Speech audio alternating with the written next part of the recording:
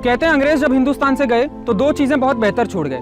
पहला है यूपीएससी और दूसरा है रेलवेज। वही रेलवे जहां पर पहले लोग चढ़ने से डरते थे कि इतनी बड़ी गाड़ी ऑटोमेटिक कैसे चल सकती है, लेकिन आज वो लाखों लोगों को यहां से वहां ले जाने का काम कर रही है।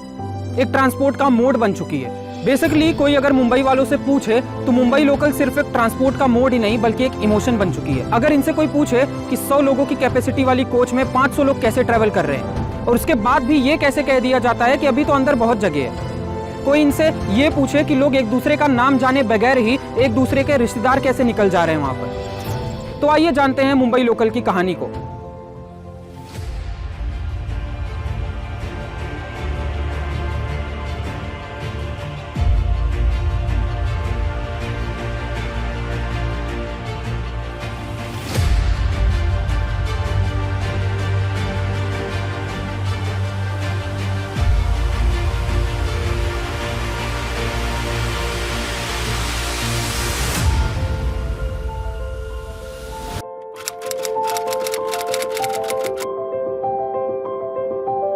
हिंदुस्तान की पहली ट्रेन चली थी बोरीबंदर यानी बॉम्बे टू थाने।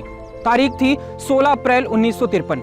डिस्टेंस था 34 किलोमीटर। लेकिन लोग पहले ट्रेन में ट्रेवल करने से डरते थे, घबराते थे कि इतनी बड़ी ट्रेन अपने आप कैसे चल सकती है। शायद इसके पीछे कोई जादू या टोना टोटका होगा।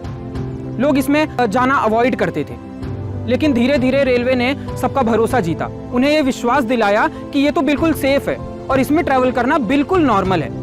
और उसका नतीजा है कि आज इंडियन रेलवेज की जो रूट है वो अराउंड 68,000 किलोमीटर तक फैल चुकी है। वहीं इंडिया के पास आज 13,169 पैसेंजर ट्रेन हैं और 8,469 फ्रेट ट्रेन हैं। और इसी के साथ इंडिया दुनिया का सबसे बड़ा रेल रूट में से एक देश है।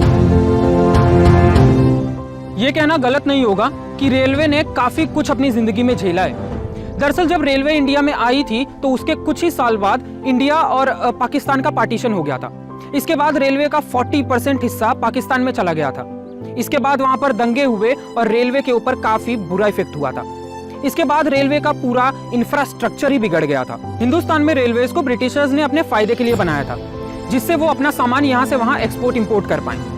तो पहली लाइन मुंबई टू थाने बिछी थी, दूसरी लाइन कोलकाता टू दिल्ली गई थी और इसी से लिंक करके इलाहाबाद और जबलपुर लाइन को बिछाया गया था। पूरे रेलवे लाइंस के बारे में बात नहीं करने वाले हैं, तो आज हमारा फोकस सिर्फ मुंबई लोकल पर रहने वाला है। अराउंड 1951 में गवर्नमेंट ने रेलवेज को जोन में डिवाइड करने का फैसला लिया and that lead to formation of southern, western, central, northern, eastern railway और नॉर्थ ईस्टर्न रेलवे। फिर जब ऑफिशियल्स को लगा कि अब ट्रेन हिंदुस्तान में एक अलग टॉपिक बन चुका है, लोगों की डेली लाइफ का एक हिस्सा बन चुका है, तो इसके बजट को रेगुलर बजट से निकालकर अलग कर दिया गया और इसकी डेवलपमेंट पर ध्यान दिया जाने लगा।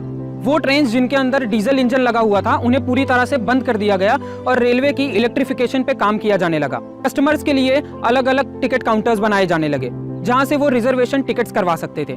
कस्टमर्स के लिए IVRS नंबर निकाला गया जिससे वो अपनी ट्रेन की इंक्वायरी कर सकते थे। देखते ही देखते इंडियन रेलवेज लोगों की लाइफलाइन बन जाती है और साथ ही देश का सबसे बड़ा रोजगार जनरेट करने वाला एक जरिया। 21st सेंचुरी से रेलवेज को और फ्लैगशिप बनाने के लिए रेलवेज को एडवांस करने का मेट्रो प्लान लाया जाता है, जो 2002 में दिल्ली, 2011 में बेंगलोर, 2013 में गुड़गांव और 2014 में मुंबई में शुरू होता है। अब आपको लग रहा होगा कि सिर्फ रेलवे ही तो है, लोग इतना क्यों प्रेफर करते हैं इसे? तो इसका रीजन है इंडियन रेलवेज की फास्ट सर्विस और कॉस्ट एफिशिएंसी। अगर आप विरार टू चर्चगेट देखें तो वहां का डिस्टेंस पड़ता है लगभग 82.3 किलोमीटर। इसमें अगर आप टैक्सी का फेयर जोड़ दें तो वो लगभग 1000 रुपए से ऊपर का हो जाता है। But with the help of Indian railways you can just travel in 20 rupees.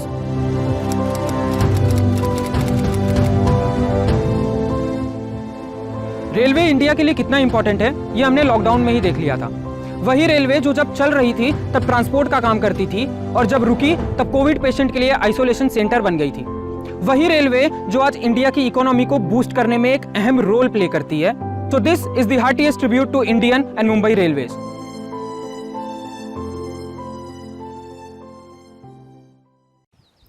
कहते हैं अंग्रेज जब हिंदुस्तान हाँ चल स्टार्ट ही है। कहते हैं अंग्रेज जब हिंदुस्तान से गए तो दो बहुत बेहतर चीजें छोड़ गए। पहला है यूपीएससी, पहला है